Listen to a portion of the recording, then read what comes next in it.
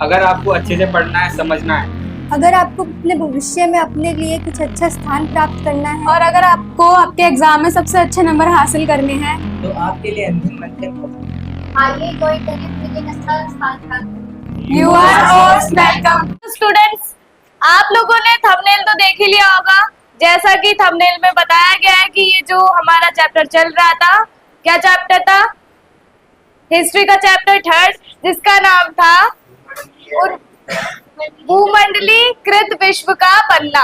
तो उस चैप्टर का हमने थोड़ा पार्ट कर लिया था, थोड़ा आज बाकी है, मतलब जितना भी आज होगा वो सारा लास्ट होगा। तो शुरू करते हैं बिना किसी देरी के साथ। क्या नाम है चैप्टर का?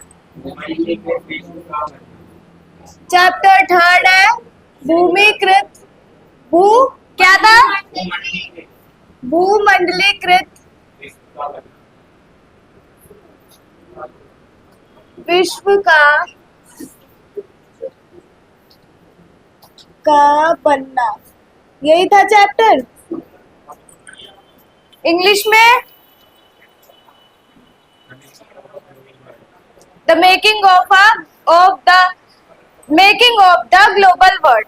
ठीक है, तो हमने कर लिया था 19वीं सदी के आखिर में उपनिवेशवाद। क्या कर लिया था? हमने 2.3 पूरा कर लिया था, जिसमें बात की गई थी कि कैसे उपनिवेशवाद पूरे विश्व में फैल रहा था, है ना। तो आज हम करेंगे रिंडरपेस्ट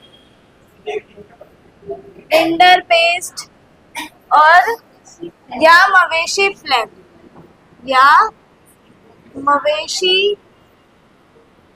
प्लेग, है ना। तो ये हम शुरू करने जा रहे हैं। तो उससे पहले आप समझ लो कि रिंडरपेस्ट क्या है। क्या रिंडरपेस्ट क्या है? तो रिंडरपेस्ट है एक बीमारी। क्या है? एक बीमारी है रिंडरपेस्ट बीमारी, जो कि किसमें फैली थी? मवेशियों में। और मवेशी आपको पता है क्या होते हैं? जानवर। एक बैल की एक प्रजाति होती है मवेशी, उसको कहते हैं मवेशी। ठीक है, उस जानवर में बीमारियां फैली थी। तो ये बीमारी एशिया के जानवरों से ही यूरोप में गई थी। जैसे एशिया से लेके जाया करते थे, एशिया से जानवरों का निर्यात होता था। कहाँ होता था? यूरोप में होता था। तो जो बीमारी थी वो एशिया के जानवरों में ही थी। कहाँ थी? एशिया के जानवरों में ही वो बीमारी थी। तो 1885 में यूरोप के ताकतवर देशों में आप लोगों ने सुन लिया था कि अमेरिका का भी नाम आ चुका था, कि अमेरिका भी एक औपनिवेशिक बन गया था। ठीक है, औपनिवेशिक देश बन गया था। उसके बाद रिंडरपेस्ट बीमारी जो है वो 1890 के दशक में यूरोप में फैली। कब फैली? गीत गा रहे हो? 1890 के दशक में जो रिंडरपेस्ट बीमारी है वो कहाँ फैली? यूरोप में फैली। मतलब कि एशिया में ये पहले से ही होगी, है ना। एशिया में ये पहले से ही होगी। जैसे हम जिंदा जानवरों को लेके जाते थे, तो कैसे, क्या लगता है कैसे ये बीमारी फैली होगी? बिल्कुल सही लगता है तुम लोगों को। ऐसे ही खामोश रहना, पेपर बहुत अच्छा जाएगा। ठीक है, शट अप। 1890 के दशक में जब ये रिंडरपेस्ट बीमारी फैली तो एशिया से जानवरों को निर्यात किया जाता था यूरोप में। क्यों किया जाता था?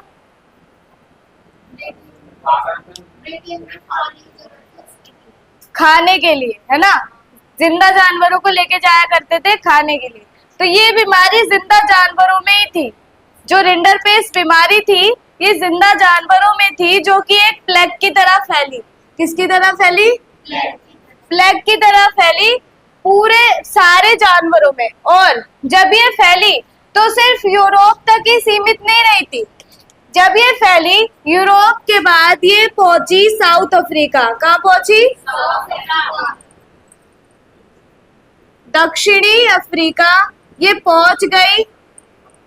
ठीक है, दक्षिणी अफ्रीका पहुंचने के बाद जब दक्षिणी अफ्रीका पहुंच गई तो वहां पे बहुत सारे जानवरों की मृत्यु हुई। क्या हुई? जानवरों की मृत्यु हुई। और यहाँ पे जब जानवरों की मृत्यु हुई 100-200 के तादाद में नहीं बल्कि लाखों की तादाद में जब जानवरों की मृत्यु हुई तो यहाँ पर क्या पड़ गया? अकाल। ठीक है, अब जानवरों को सिर्फ खाने के लिए यूज नहीं करते, हम कृषि में भी जानवरों का थोड़ा बहुत सहयोग पाते हैं, है ना। अगर जानवर नहीं है तो कृषि का भी यहाँ पर अकाल पड़ा। ठीक है, ये तो बात थी साउथ अफ्रीका की कि रिंडरपेस्ट बीमारी ने साउथ अफ्रीका में क्या किया। अब दक्षिण अफ्रीका से ये पहुंची अमेरिका। कहाँ पहुंची? अमेरिका। अब अमेरिका में क्या हुआ होगा? क्या हुआ होगा? जो दक्षिण अफ्रीका में हुआ वही अमेरिका में हुआ कि जो कृषि के संसाधन थे, कृषि के संसाधन, इन पर हानि हुई। ठीक है, इन पर हानि हुई और जो जानवरों की मृत्यु इतनी लगातार तेजी से हो रही थी उसके कारण जो अमेरिका की अर्थव्यवस्था थी उस पर भी प्रभाव पड़ा। ठीक है, रिंडरपेस्ट बीमारी या फिर मवेशी प्लेग। समझ आ गया? अब है भारत से अनुबंधित श्रमिकों का जाना। ये क्लियर हो गया?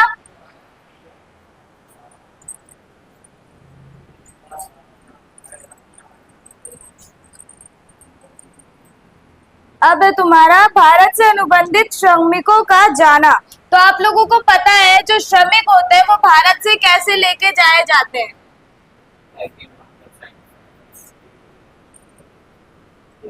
अनुबंधित श्रमिक कौन होते हैं?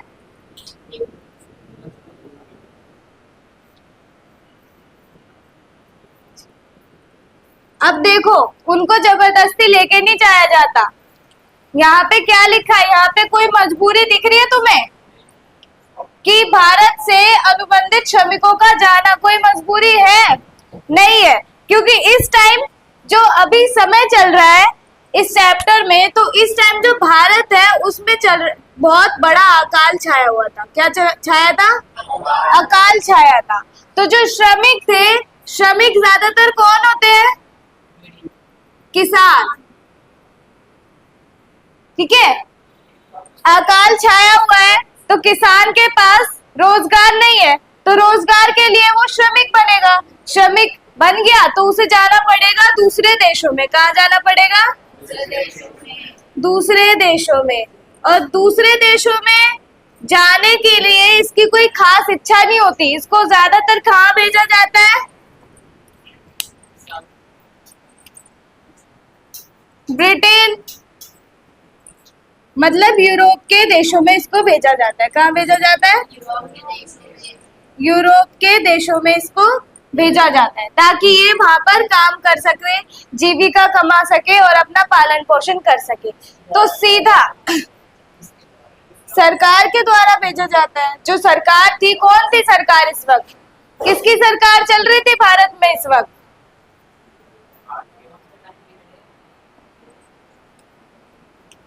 अठारह सौ 1815 से 1914 अंग्रेजों की सरकार चल रही थी। ठीक है, तो जो श्रमिक है उसका सीधा संपर्क कहाँ से बन रहा था? औद्योगिकरण से।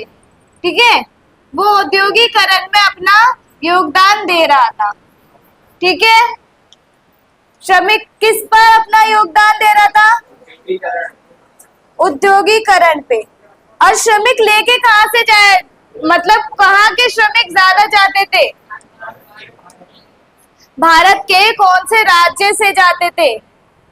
क्योंकि कुछ इलाके ऐसे भी है जहां पर विदेश का नाम लेना भी मुश्किल होता था कि हम विदेश जाएंगे, ये बोलना भी उनके लिए मुश्किल था।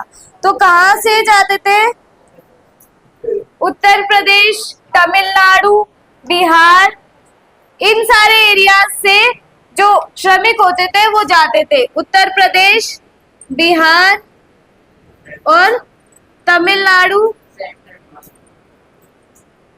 और एक और है वेस्ट बंगाल। ठीक है, इससे जो श्रमिक होते थे वो दूर दराज काम करने के लिए जाया करते थे। ठीक है, टॉपिक क्लियर हो गया। अब इसकी जो हाँ, किसी भी देश में जाते हैं। किसी भी देश में नहीं, लिखा तो है यूरोप के देश में। यूरोप के देशों में जाते थे औद्योगिकरण के लिए। अगर इन्हें कृषि करनी है तो कृषि के लिए जाएंगे साउथ अफ्रीका, फिजी, ये सारी जगह ये जाएंगे। ठीक है, तो जब ये लोग श्रमिक जाते थे किसी और देश में तो इसको नई दास प्रथा भी कहा गया। क्या कहा गया?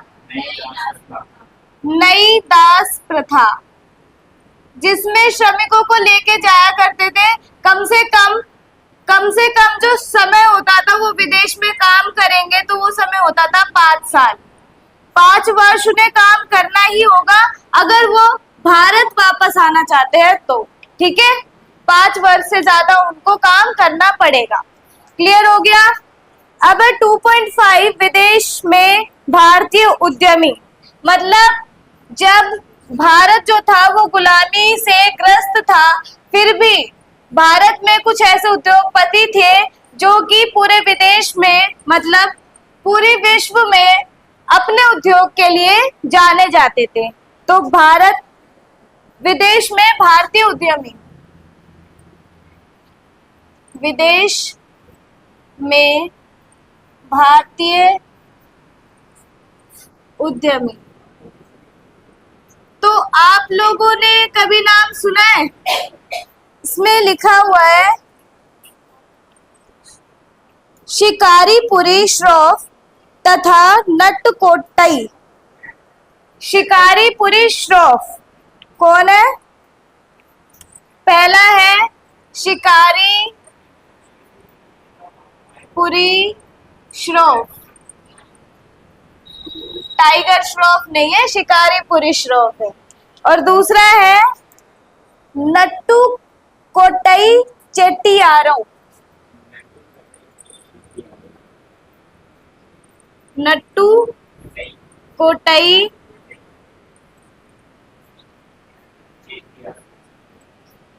चेट्टियारों।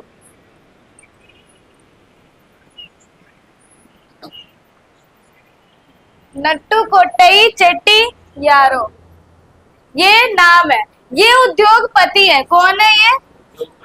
उद्योगपति है, जो कि बहुत फेमस है विदेशों में काम करने के लिए। ठीक है, मतलब कि विदेशों में काम करने के लिए नहीं, बिजनेस करने के लिए। किस लिए? बिजनेस के लिए।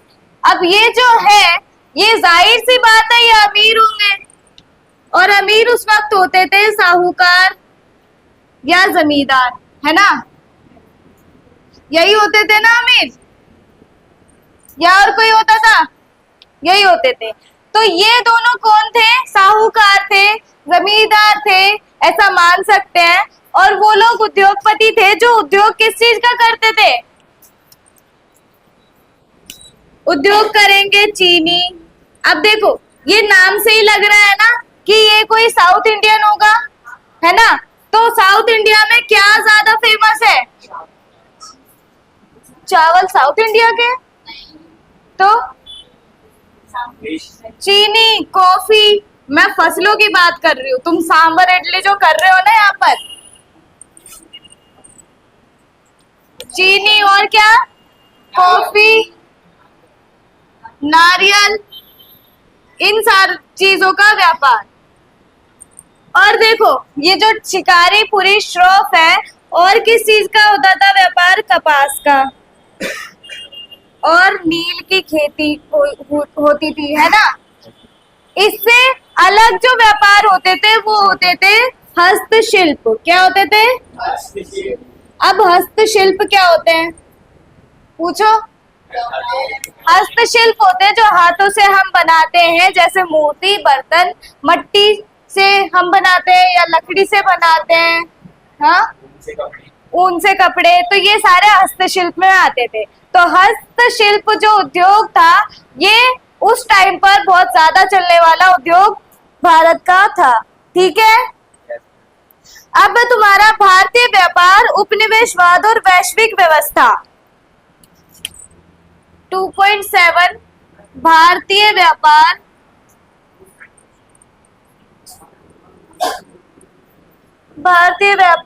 उपनिवेशवाद,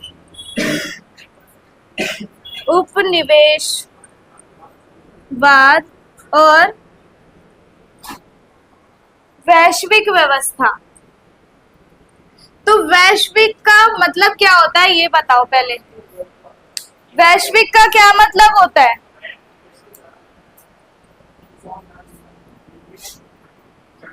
विश्व का एकीकरण करना। या ऐसा नहीं हो सकता एक विश्व, है ना, एक विश्व ज्यादा अच्छा लगेगा ना, तो एक विश्व ही होता है।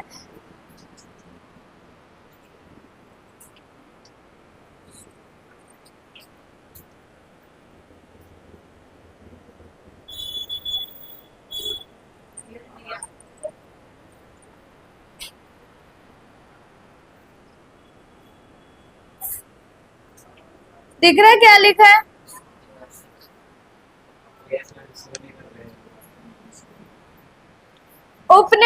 भारतीय व्यापार और उपनिवेशवाद और वैश्विक, मतलब कि भारतीय व्यापार कैसे इतना हाई चल रहा था जबकि उपनिवेशवाद था भारत में, वो भी पूरे विश्व में।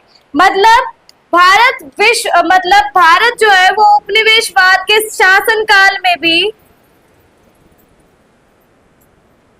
इतनी तेजी से ग्रो कर रहा था कि उसकी जो ग्रोथ है वो सराहनीय थी। ठीक है, भारतीय व्यापार पूरे दुनिया में फैले जा रहा था। जैसे हस्तशिल्प, इसीलिए जो उपनिवेशवाद वाले शासक थे जैसे अंग्रेज, उन्होंने भारत की हस्तशिल्प पद्धति पर ही प्रहार किए थे। ठीक है, उन्होंने कृषि के साथ हस्तशिल्प पद्धति पर भी अनगिनत प्रहार किए थे, जैसे कि इन्वेस्टमेंट ना करना। अब कोई छोटा हाँ, इन्हें खत्म करने के लिए, ताकि ये अपना जो है वो बिजनेस बंद कर दे, जो अपना भारत है वो आगे ना आ सके। इसीलिए इन पर इन्वेस्टमेंट नहीं किया जाता था। ठीक है, इनको इन्वेस्टमेंट नहीं मिलता था, इनको परमिशन भी नहीं थी कि ये निर्यात कर सके, क्योंकि भारत की बागडोर किसके हाथ में थी? अंग्रेजों के हाथ में थी, है ना। तो उस वक्त जो विश्व है उसके अंदर भारत के व्यापार इतनी तेजी से फैल रहे थे, क्योंकि भारत जो भी व्यापार करता है, जो भी सामान आयात या निर्यात करता है, आयात नहीं निर्यात करता है, तो वो एकदम सटीक होता है। मतलब उसमें कोई परेशानी या झूठ नहीं शामिल होता, वो परफेक्ट होता है। इसीलिए जो ये परफेक्शन है भारत की, ये अन्य देशों को जैसे अंग्रेजों को अच्छी नहीं लग रही थी। ठीक है, अंग्रेजों को अच्छी नहीं लग रही थी, जिसके कारण वो इसको रोकना चाहते थे और उन्होंने ऐसा काम किया भी। उन्होंने ये जो उद्योग है इसको पूरी तरह से बंद करने के लिए पूरी कोशिश की और बंद कर भी दिया। ठीक है, अब अंग्रेजों का एक शहर अमेरिका में एक शहर है एल्डोराडो। क्या है? एल्डोराडो। सुना है किसी मूवी में इसका नाम? KGF 2 में बोलते हैं ना एल्डोराडो, तो सोने का शहर बोला जाता है। अब ये नहीं है कि इसमें सोने की खदान है, ये जो शहर है ये इतना ज्यादा विकसित हो गया था, या फिर बोलो इसमें इतना ज्यादा व्यापार जो था वो एलोपरेट हो गया था, एक्सपेंड हो गया था, जिसकी वजह से इसे सोने का शहर कहा जाता था। एक टाइम था जब एल्डोराडो की वजह से अमेरिका का अस्तित्व था। ठीक है, इसीलिए इसे सोने का शहर कहा जाता था। भारत का सोने का शहर कौन सा है? कर्नाटक। ठीक है, वैसे भारत का सोने का शहर अगर बात करें, शहर नहीं राज्य है, वो है पंजाब, क्योंकि पंजाब में उगाया जाता है गेहूं। गेहूं को मान्यता दी जाती है सोने जितनी, ठीक है, गेहूं को सोने जितना पूजा जाता है, इसीलिए भारत के लिए जो राज्य है वो कौन सा है? पंजाब। कभी ऐसे भी बातें किया करो। चलो ये टॉपिक तुम्हारा खत्म होता है, 2 पॉइंट जो है वो तुम्हारी खत्म होती है और तुम्हें ये सारी चीजें क्लियर हो गई। अगर नहीं हुई है तो पूछ लो। हो गई है क्लियर? चलो मैं ही पूछ लेती हूँ। जब साउथ अफ्रीका में मजदूरों को लेके जाने, लोगों को लेके गए वहां पर कृषि करने के लिए, तो क्या हुआ था? क्या हुआ था? नहीं, ऐसा कुछ नहीं हुआ था।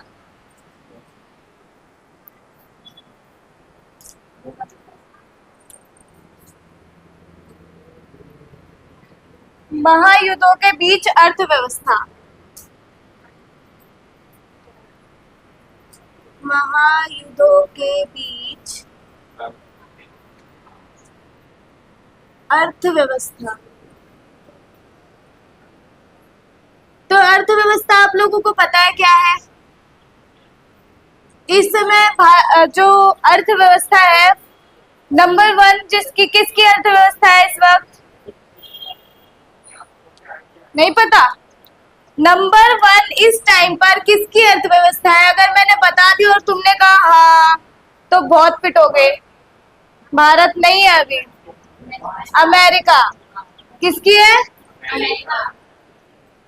America, United state of America number 1 पे। तो भारत कहाँ पर है? 5वें नंबर पर है। कहाँ पर है? 5वें नंबर पे है भारत। अब देखो, ये तो एक संघ है, पढ़ा था ना संघीय व्यवस्था में, यूनाइटेड स्टेट ऑफ अमेरिका, वो तो एक संघ है। पर जो अमेरिका है, अगर एक देश मान लिया जाए तो भी इसकी जो इकोनॉमी है वो नंबर 1 पर आती है, ठीक है। पर भारत एक संघ नहीं है, एक देश है और उसकी इकोनॉमी नंबर 5th पर आती है। पर अभी जो टाइम अभी चल रहा है इसमें, तुम्हारे चैप्टर में, इसमें नंबर 1 पर कौन है? इस पे नंबर 1 पर वो है जिसके पिछली क्लास में जिस देश में भूखमरी हो रही थी, ब्रिटेन या फिर इंग्लैंड। इसमें अब वो ये जो देश है ये 1st नंबर पर था, ठीक है। इंग्लैंड जो था ये उस वक्त नंबर 1 पे थी इसकी इकोनॉमी। क्यों थी? क्योंकि इसमें ही सबसे पहले औद्योगिकरण आया है। औद्योगिकरण कहाँ आया है? इंग्लैंड में आया है, इसीलिए उस वक्त ये नंबर 1 पर थी। तो अब चल रहा है महायुद्धों के बीच अर्थव्यवस्था। तो तुम्हें महायुद्धों के बारे में तो पता ही होगा कि महायुद्ध कब हुए थे और कितने हुए थे। महायुद्ध से मतलब है वर्ल्ड वॉर। किससे मतलब है?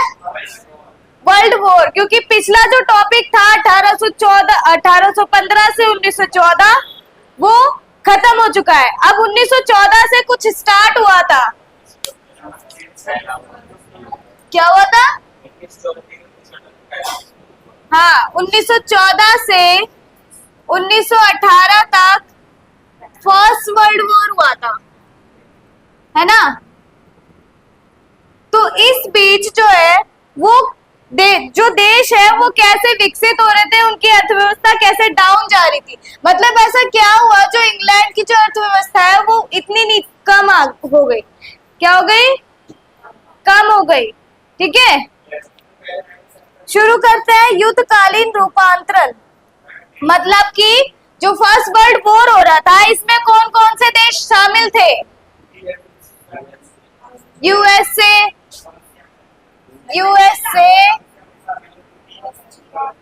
जर्मनी, इटली, रशिया,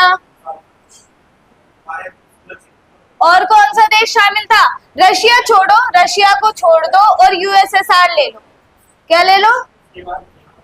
यूएसएसआर, क्योंकि उस वक्त रशिया नहीं बोलते थे, यूएसएसआर बोलते थे, क्योंकि ये भी एक संघ है, जैसे ये है ना वैसे ये एक संघ है, 15 देश इसमें जुड़े हुए थे, ठीक है। यूएसएसआर और ब्रिटेन, इंग्लैंड, फ्रांस, ठीक है, ये सारे देश थे वर्ल्ड वॉर में। और जो आप जापान, इंडिया, चाइना कह रहे हो, ये उस वक्त गुलाम थे। क्या थे? गुलाम थे। तो वो जो अब के देश है वो इनडायरेक्टली तो इसमें पार्ट ले रहे थे। जो इंडिया है वो डायरेक्टली तो था इसमें, पर उसका ऐसे नाम नहीं लिख सकते। तो ये सारे देश थे जो कि फर्स्ट वर्ल्ड वॉर में शामिल थे, पर ये एक साथ लड़ रहे थे। ये एक साथ लड़ रहे थे, मतलब साथ में होकर लड़ रहे थे। किससे लड़ रहे थे? ये एक साथ होकर लड़ रहे थे, इतने सारे देश। लड़ किससे रहे थे? फर्स्ट चैप्टर है नेशनलिज्म इन यूरोप, उसमें बताया मैंने बाल्कन राज्य कौन से होते हैं।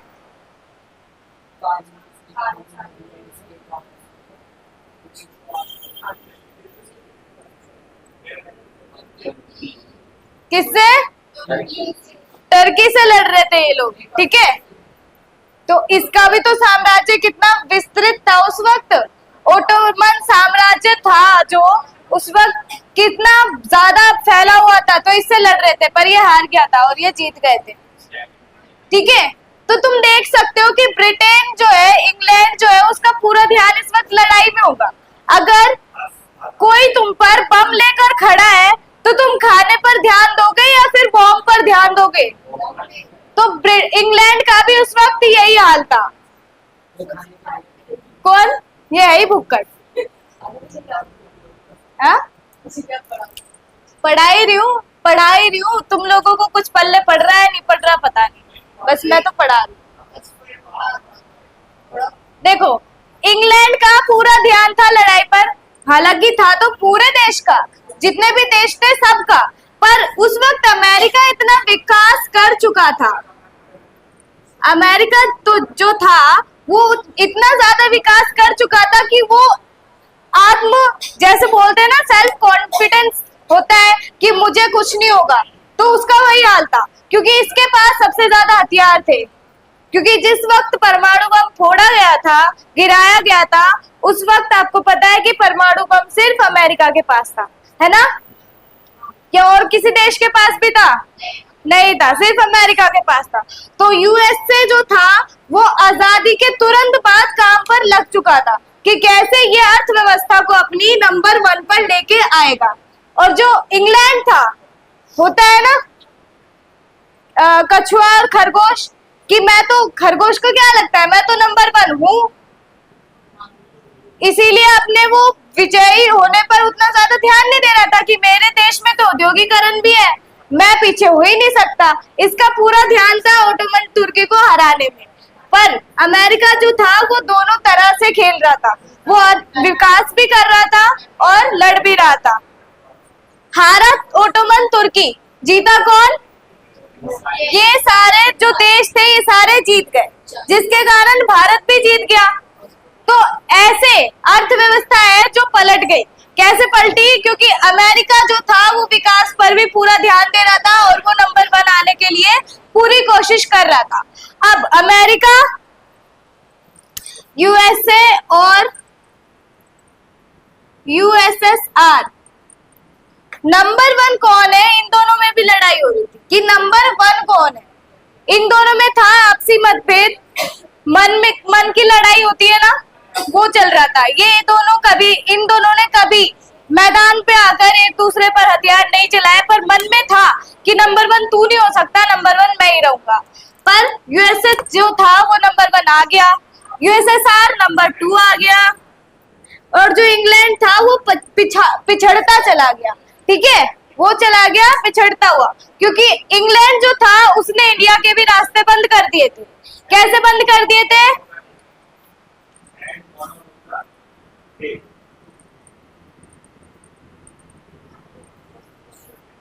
हस्तशिल्प उत्पाद जो थे उन पर रोक लगा के उसने अमेरिका जो इंडिया था उसका भी रास्ता बंद कर दिया था। और इंडिया का ध्यान अभी उद्योगों पर नहीं था, इंडिया का ध्यान अभी उद्योग पर नहीं था, क्योंकि इंग्लैंड तो लड़ाई में शामिल है और इंडिया जो है इंग्लैंड का गुलाम है ना। इंडिया उस वक्त इंग्लैंड का गुलाम था, तो इंडिया को ये डर था कि ये जो विश्व युद्ध चल रहा है, जो ये फर्स्ट वर्ल्ड वॉर चल रहा है, इंग्लैंड भी शामिल है। अब ये समझ के ओटोमन तुर्की हम पर ना हमला कर दे कि इंडिया भी तो इंग्लैंड का ही पार्ट बन चुका है, तो ओटोमन तुर्की हम पर हमला कर सकते हैं। वो तो इस वक्त जो इंडिया था ये पूरी कोशिश कर रहा था, किस चीज की कर रहा था? आजादी की। किस चीज की कर रहा था? आजादी की। तो 1914 टू 1918 आपको कुछ याद आ रहा है? कोई आंदोलन जो इंडिया में हो रहा था उस वक्त?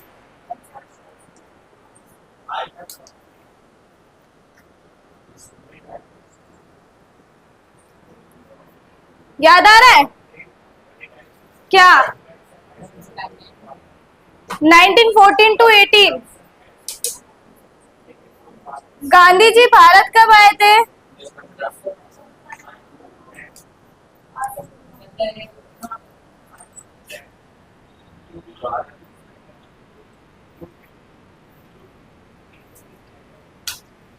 याद आया किसी को? कब आए थे गांधी जी भारत वापस? 1915 में आए थे। आते ही उन्होंने कुछ स्टार्ट किया था। क्या किया था? सत्याग्रह आंदोलन उन्होंने शुरू किया था। क्या किया था? सत्याग्रह आंदोलन उन्होंने शुरू किया था। तो पूरी कोशिश चल रही थी इंडिया को आजाद कराने की, ठीक है, पर आजाद हुआ तो नहीं था, पूरी कोशिश थी, जिसके कारण ही उद्योगों पर ध्यान नहीं दे रहा था। अब उद्योगों पर ध्यान नहीं दे रहा था तो उद्योग जो थे वो पूरी तरह से बंद हो गए थे, और हस्तशिल्प उद्योग ही थे ज्यादा, क्योंकि जो कृषि करते थे वो तो अंग्रेज जबरन लेके जाते थे यहाँ से, है ना। तो उद्योग कौन से थे? हस्तशिल्प थे। अब है भारत और महामंदी। क्या? भारत और महामंदी। अब भारत में महामंदी कैसे आ सकती है? जब वर्ल्ड वॉर चल रहा है, वर्ल्ड वॉर के दौरान क्या हो रहा है? हाँ, एक एक करके रीजन बता दो, मैं लिखती जाती हूँ। अब इतना तो पढ़ाई दिया है कि तुम रीजन सोच सको। खाने पीने की कमी या फिर अकाल? हाँ हाँ, वर्ल्ड वॉर और आर्मी में डाला जा रहा था लोगों की जबरन भर्ती की जा रही थी। कहाँ पर? क्यों की जा रही थी जबरन भर्ती लोगों की? क्योंकि यहाँ पर इंग्लैंड अपने लोगों को नहीं भेज रहा था लड़ने के लिए।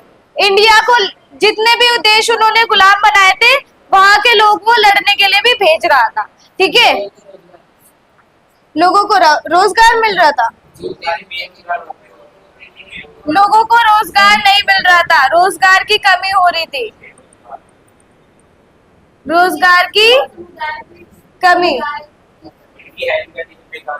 हेल्थ कंडीशन बेकार हो रही थी, स्वास्थ्य सुविधाओं का अभाव हो रहा था।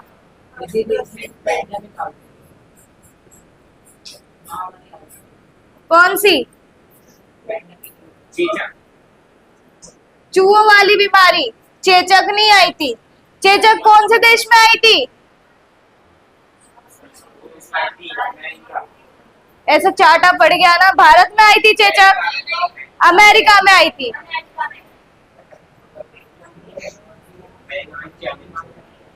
कैसे आई थी? अरे मैं ये पूछ रही हूँ कि अमेरिका में बीमारी कैसे आई थी?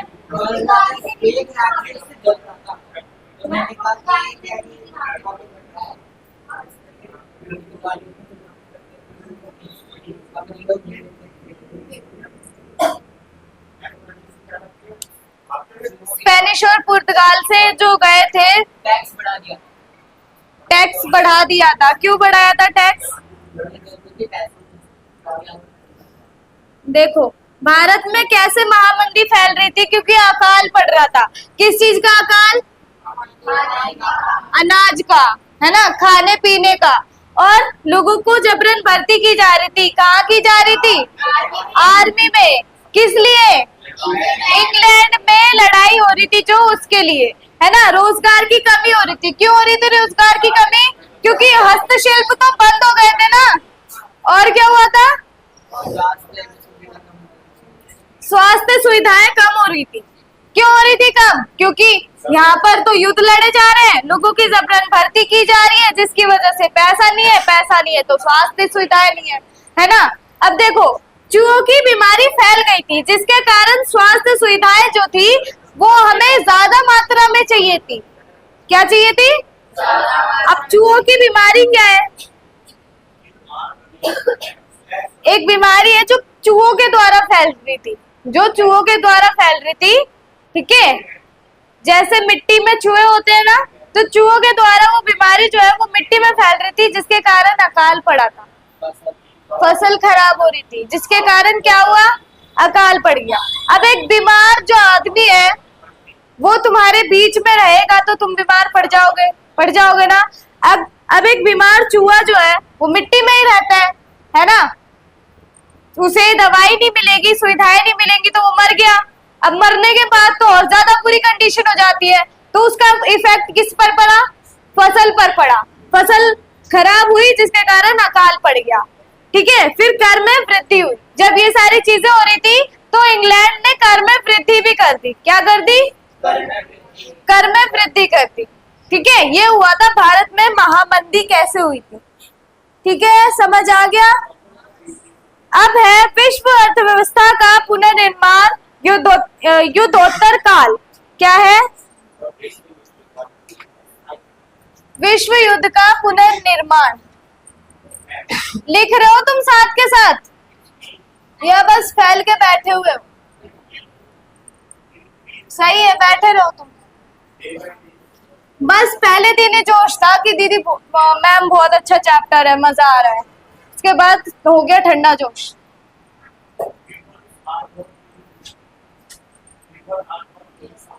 हो गया ना ठंडा? नहीं हुआ? हो गया। एक तो तुम बीमार इतने पड़ते हो। विश्व अर्थव्यवस्था का खुशी बोलो, क्या है नाम? क्या है ये बोलो? विश्व अर्थव्यवस्था का पुनर्निर्माण, ऐसे ही लिखते हैं।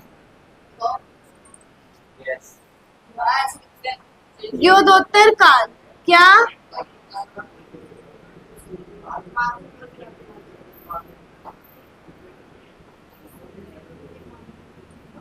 सही है। देखो, युद्धोत्तर काल क्या होता है? युद्धोत्तर काल होता है युद्ध के बाद का काल। युद्ध के बाद का समय, ठीक है, युद्धोत्तर काल कहलाता है। युद्ध के बाद का समय मतलब युद्ध जो है, वर्ल्ड वॉर फर्स्ट जो है वो खत्म हो गया है। हम बात कब की कर रहे हैं? 1918 की, ठीक है। 1918 के बाद जो है विश्व अर्थव्यवस्था का पुनर्निर्माण कैसे हुआ? क्योंकि जितने भी देश थे सब इधर उधर फैल गए थे, छितर पितर हो गए थे। क्या हो गए थे?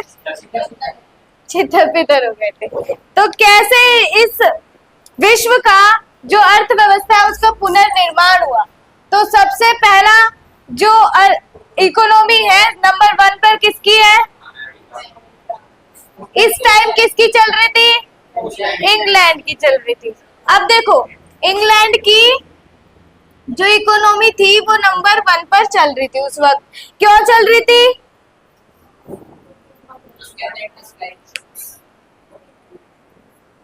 क्या था? इंडस्ट्रियलाइजेशन हो रहा था उसके अंदर, ठीक है। अब देखो, युद्धोत्तर बंदोबस्त और ब्रिटेन वुड्स संस्थान। ब्रिटेन वुड्स संस्थान मतलब देखो, युद्धोत्तर बंदोबस्त, युद्ध के बाद के बंदोबस्त क्या क्या थे? इंग्लैंड जो था उसने किसी देश को गुलाम बना रखा था, क्या था उस देश का नाम? भारत। भारत को बना रखा था इसने गुलाम। अब भारत जो था वो क्या चाहता था? आजादी चाहता था। इस बात का प्रेशर किस पे है? क्योंकि ये आजाद करना नहीं चाहता था, है ना? या करना चाहता था? नहीं करना चाहता था। ये हो गया, है ना? इसी दौरान एक और आंदोलन चलाया गया था जिसका नाम था असहयोग आंदोलन। क्या चला था? असहयोग आंदोलन चला था। तो तुम्हें कनेक्ट करके ही पढ़ाते हूँ। असहयोग आंदोलन चलाया गया था 1921। मुंह मत बनाओ, पूछ लो कब चला था, है ना? तो 1921 को असहयोग आंदोलन चलाया गया था, जिसके अंदर क्या बात की गई थी? क्या बात की गई थी? सही। कि हम जो ब्रिटेन गुड्स होते हैं, जो ब्रिटेन की, अंग्रेजी से सो रहे हो क्या? अंग्रेजी को पहचान दिया गया था, जिससे एक अंग्रेजी कारतूस से पीरियड बना दिया। अंग्रेजी जो सामान है, अंग्रेजी वस्तुओं का विरोध, है ना? यही था ना, वस्तुओं का विरोध, उसे बॉयकॉट कहते हैं। वो तो दारू के ठेके की, हाँ कराई गई थी भाई। पिकेटिंग बिल्कुल ठीक है। अरे बस, पिकेटिंग बिल्कुल ठीक है, दारू के ठेके की पिकेटिंग कर दी गई थी, ठीक है, मान लिया मैंने। पढ़ लो, घुमा दो एक बार कैमरा, दिखा दो शक्ल। देखो, अंग्रेजी वस्तुओं का विरोध करना था, बॉयकॉट करना था। अब अंग्रेजी वस्तुओं का विरोध करेंगे तो किस पर इफेक्ट पड़ेगा? इंग्लैंड पर पड़ेगा। कैसा इफेक्ट पड़ेगा, अच्छा या बुरा? बुरा पड़ेगा। बताओ खुशी, बुरा कैसे पड़ेगा? बुरा इफेक्ट कैसे पड़ेगा? और आप ये नहीं बोल सकते कि आपको पता नहीं, आपको बस थोड़ा सोचना है। मार नहीं रही जो इतना लहर गई। बुरा इफेक्ट पड़ेगा कैसे? सामान, अगर हम वस्तुओं का विरोध करेंगे, इसे खरीदेंगे नहीं, तो ये क्या होगी? खराब हो जाएगी। कौन खरीदने वाला? हाँ, तो वस्तुएं खराब होने लग जाएंगी, है ना? अगर वस्तुएं खरीदी नहीं जाएंगी तो और बनेगी नहीं, है ना? और बनेगी नहीं। अगर और नहीं बनेगी तो किस पर इफेक्ट पड़ेगा? अच्छा, यहाँ पर किसी और पर पड़ा था, अभी भी इंग्लैंड पर ही पड़ेगा। इंग्लैंड पे तो इफेक्ट पड़ चुका है ना भाई। अब सामान नहीं बन रहे उसके, यहाँ पर जो औद्योगिकरण है वो ही नहीं हो रहा, तो इफेक्ट किस पर पड़ेगा? अर्थव्यवस्था पर पड़ेगा। अर्थव्यवस्था पर पड़ेगा। अब देखो, हमें इस देश का जो है सामान नहीं चाहिए, है ना? वस्तुएं इस देश की हम यूज नहीं करेंगे, पर वस्तुओं की तो जरूरत हमें है। वस्तुओं की जरूरत है तो हम किसी और देश से संपर्क करेंगे। जैसे बाजार में नए नए देश उतरे हैं, रशिया, यूएसए, ठीक है, इनसे हम व्यापार करेंगे तो इसकी जो जीडीपी है ये कम हो जाएगी। और ये जो दोनों देश है ये आगे बढ़ने लग जाएंगे, है ना? तो ये है ब्रिटेन वुड्स संस्थान। मतलब कि अगर हम, जब हमारे देश में असहयोग आंदोलन चल रहा था तो उस दौरान हम अंग्रेजी वस्तुओं का विरोध कर लेते। विरोध करने के कारण जो अंग्रेजी वस्तुएं थी वो भारत में आ नहीं रही थी क्योंकि इंग्लैंड में वो बनाई नहीं जा रही थी। अब बनाई नहीं जा रही थी तो जो अर्थव्यवस्था है उस पर इफेक्ट पड़ रहा था। ठीक है, क्लियर है? अब है प्रारंभिक युद्धोत्तर वर्ष।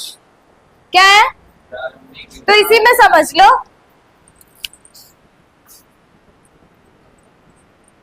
फोर 4.2 प्रारंभिक युद्धोत्तर वर्ष। तो प्रारंभिक युद्धोत्तर वर्ष मतलब 1918 में युद्ध खत्म हुआ तो 1919, 1920, 1921, 1922 इसकी बात करें, इसी की बात करते हैं। तो ये बहुत छोटा सा ही है क्योंकि हमने ब्रिटेन वुड्स प्रणाली जो थी, जो ब्रिटेन के गुड्स थे उनको बॉयकॉट कर दिया था, जो सरकारी शराब के ठेके थे उन पर पिकेटिंग कर दी थी, जिसके कारण इंग्लैंड की अर्थव्यवस्था कम हो गई है ना। अब कम हुई तो जो प्रारंभिक युद्धोत्तर वर्ष थे मतलब कि युद्ध के बाद के जो प्रारंभिक साल थे, शुरुआती साल, उनमें क्या हुआ, ब्रिटेन का किया गया बहिष्कार। क्या किया गया? ब्रिटेन का क्या हुआ खुशी? बहिष्कार। ठीक है, तो ये जो साल है वो ब्रिटेन के लिए बहुत ज्यादा बेकार थे। मतलब जैसे 2020 था ना हमारे लिए जब लॉकडाउन लग गया था, तो वैसे ही ब्रिटेन के लिए वो साल बहुत ज्यादा बेकार साबित हुए थे। अब है औपनिवेशीकरण और स्वतंत्रता। इसको रब कर दूं, लिख लिया?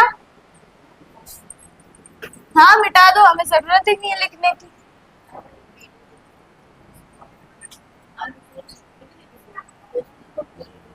तुम वीडियो नहीं देखोगे, यही तो है परेशानी। तुम नहीं देखोगे वीडियो, वही तो कह रही हूं मैं। हाँ, औपनिवेशीकरण और स्वतंत्रता क्या है? 4.3 औपनिवेशीकरण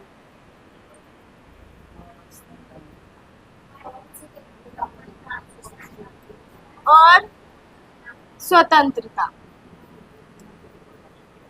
अब आप लोगों को पता है कि ये वाला जो टॉपिक है उसमें क्या कहानी है? क्या कहानी है इसमें? औपनिवेशीकरण किसका चल रहा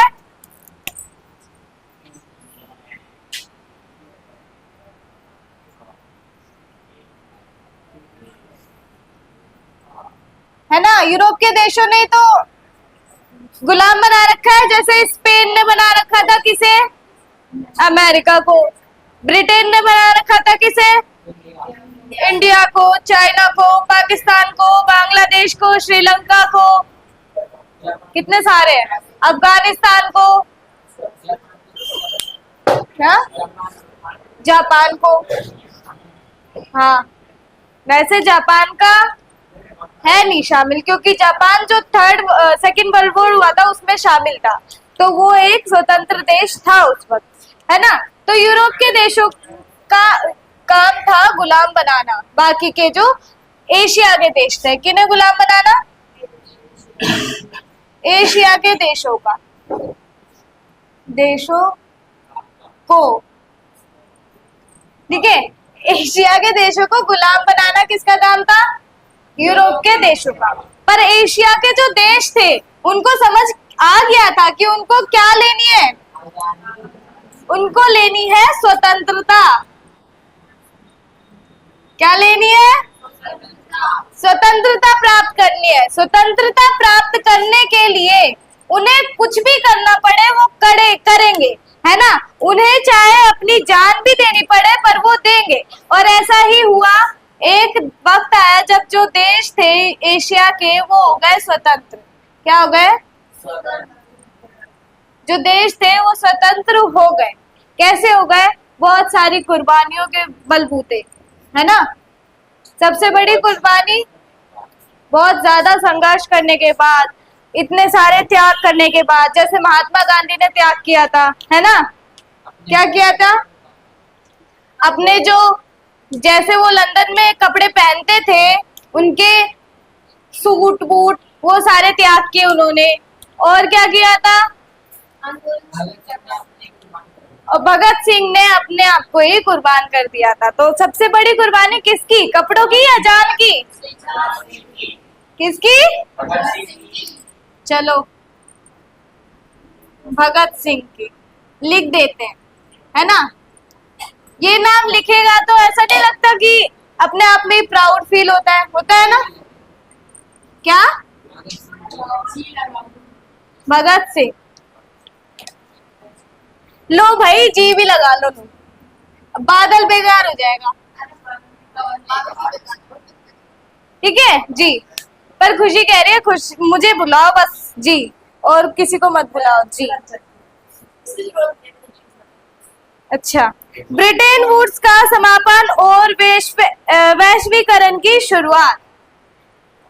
जो भी लड़ाई अभी तक हम लड़के आए वो किसके खिलाफ लड़ी जा रही है? लड़ी तो जा रही है, ये सारी क्या है? ब्रिटेन के खिलाफ लड़ रहे हैं ना। बेचारा ब्रिटेन ने बिगाड़ा क्या है? क्या बिगाड़ा है? बस कुछ ही लोगों की तो जान गई थी। बताओ। तो गुलाम बनाया तो अच्छी बात है ना। तुम लोगों को देश चलाना आता है तो गुलामी बना लिया, वही चला रहा था तुम्हारा देश। सही नहीं क्या उसने? तो क्या होना चाहिए था तुम्हारे ख्याल से? बैलेंस कर देता तो कर तो दिया था बैलेंस। जो जनसंख्या थी ना वो बहुत तेजी से बढ़ रही थी ब्रिटेन में, तो उसने सोचा कि जो वर्ल्ड की जनसंख्या है उस पर ज्यादा ध्यान देना चाहिए, तो उसने यहाँ पर आके यहाँ के लोगों को मारा और यहाँ की जनसंख्या कम कर दी, लेवल में कर दिया। और कैसा बैलेंस चाहिए? देखो, जो ब्रिटेन है था तो एक पड़ोसी देश, मतलब एशिया का पड़ोसी तो है, मतलब ये भी इंसान था, और जहां पर ये आया था, जिन लोगों के बीच में ये रह रहा था वो भी इंसान थे, है ना। ये जो अर्थव्यवस्था को अपनी नंबर 1 पर लेके आया, ये किसके बलबूते? लोगों को मारकर, है ना, लोगों को मारकर अत्याचार करके जबरदस्ती। कैसे?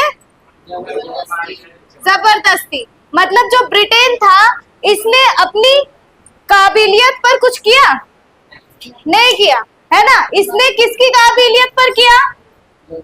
गुलाम देशों की काबिलियत पर। ये नंबर 1 इकोनॉमी पर आ गया था, है ना। पर वहीं जो अमेरिका था वो किसकी काबिलियत पर आगे बढ़ रहा था? है ना, अपनी काबिलियत पर वो आगे बढ़ रहा था। इसीलिए जब ब्रिटेन वुड्स का समापन हुआ, मतलब कि ब्रिटेन के जो गुड्स होते थे उनको लोगों ने बॉयकॉट किया, इसका पूरी तरीके से विरोध किया और इसको खत्म कर दिया।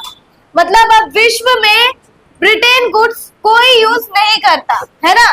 ब्रिटेन में जो विश्व है उसमें ब्रिटेन के कोई भी गुड्स यूज नहीं करता। किसके यूज कर रहा है? और इसी बीच एक और देश सामने आया जो है चाइना, नंबर 1 व्यापारी, है ना, यही है ना। इसने बेशक इसने जो प्रोडक्ट है वो उसमें थोड़ी कमी छोड़ दी हो, पर ये भी अपनी काबिलियत पर ही बनाया नहीं बना। तो जिसका किसी का अगर तुम सहारा लोगे तो जरूरी नहीं है वो सहारा हमेशा तुम्हारे साथ रहे, वो सहारा कभी भी तुमसे छूट सकता है। ठीक है, तो अपनी काबिलियत पर बनो। ये चैप्टर भी तुम्हें यही सिखा रहा है कि जब शुरुआत में नंबर 1 पर आ जाओगे कोई बात नहीं, पर हालत ऐसी होगी ना लास्ट में कि कोई पूछेगा भी नहीं भाई कहाँ दर्द हो रहा है। हो गई ना ब्रिटेन की थू हुई नहीं हुई? तो क्या सीखा? एग्जाम में चीटिंग नहीं करनी, जो करना अपनी काबिलियत से करना है। ठीक है, आप लोगों का टॉपिक यही खत्म होता है। आशा करती हूँ आप लोगों को पसंद आया होगा। मिलेंगे नेक्स्ट वीडियो में, तब तक के लिए जय हिंद।